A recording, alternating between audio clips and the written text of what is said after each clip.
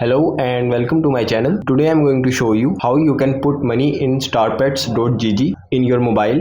To do that, you have to open your Chrome browser or any browser of your choice.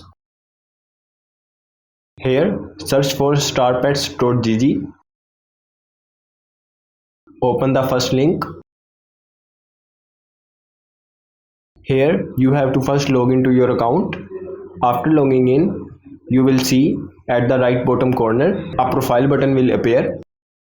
Click on the profile button and here you will see the option of top up. Click on this option and here put the amount you want to add to your account. You can choose service of your choice. After choosing service, click on this pay button and the amount will be added to your account, and this is how you can add money to your starpets.gg in your mobile. I hope you like this video. If you find this video helpful, please like and subscribe to our channel, and we will see you in our next video.